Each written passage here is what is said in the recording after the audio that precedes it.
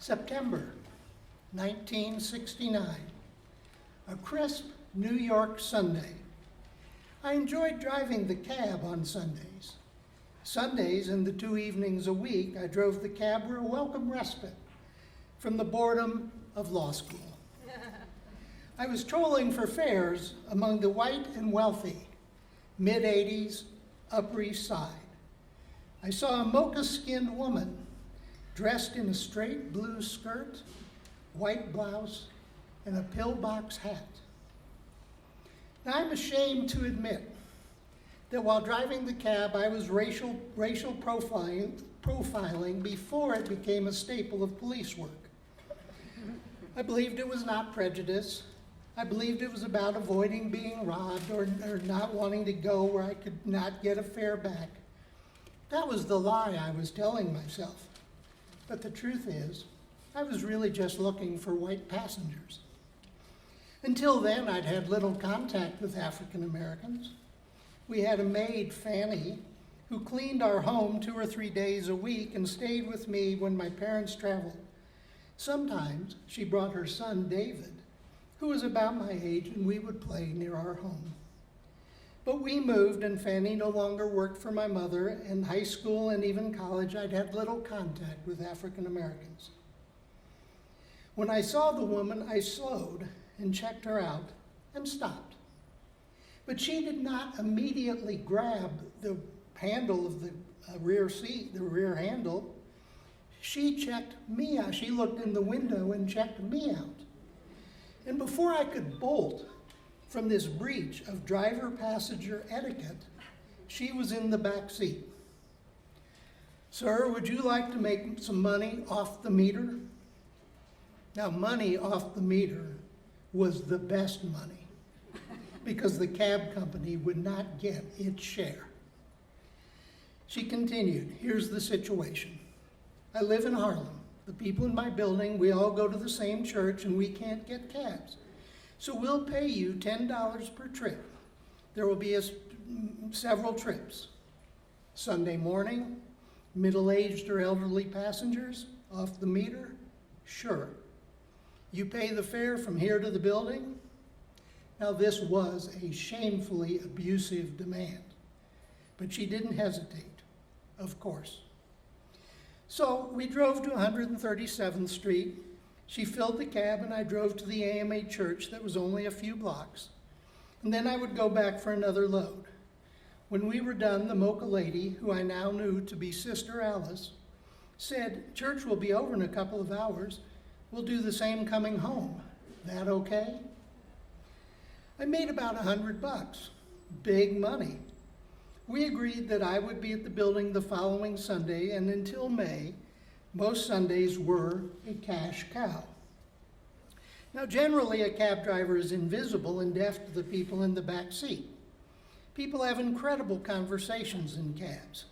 Sister Alice's group was no different. There was the gossip about who was sleeping with whom, who was in jail, whose daughter was in trouble. They also spoke of the slights they endured.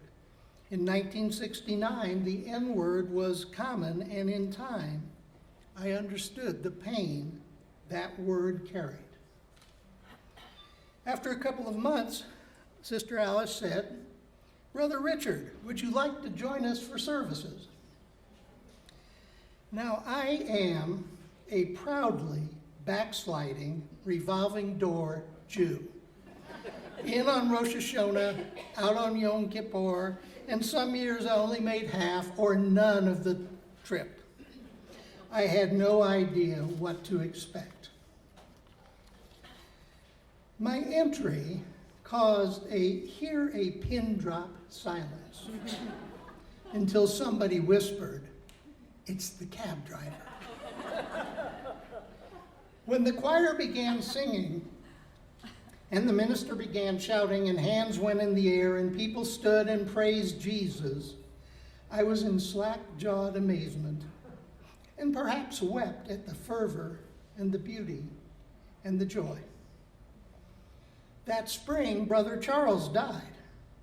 I was asked to drive people to the funeral, and of course you'll join us. When I die, I want a funeral like Brother Charles's. I want tears cascading and dripping off chins. I want some of the bereaved to try to overcome by grief to try and get in the coffin. And I want my funeral to have the ham, chicken, macaroni, the greens, the salad, and the half pints of whiskey. When I go, I want loud singing, roll on the floor grief, good food, and hooch. A proper send-off. As summer approached, I told my friends I would be getting married and would be working in Indianapolis. When my bride and I returned to New York, we didn't need the cab money and spent our free time exploring the city and trying to figure out what life would look like after graduation. To my shame, I did not go back and pay my friends a visit. At the time, it was an interesting adventure into a world I'd never seen, a world that in my privilege, I did not fully appreciate. Only later did I begin to understand the gifts those kind, devout people gave me.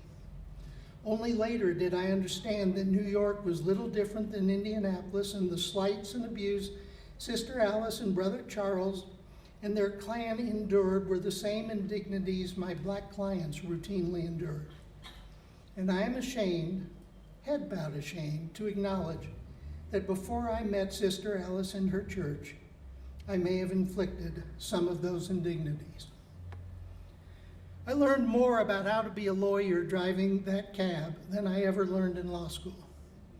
And I think being with Sister Alice, I began to understand the impact prejudice has on our society and on me.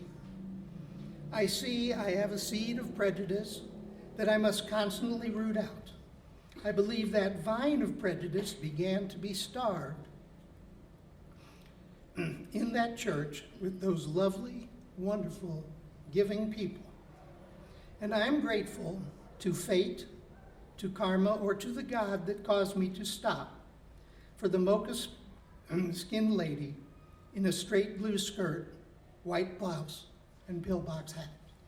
Thank you.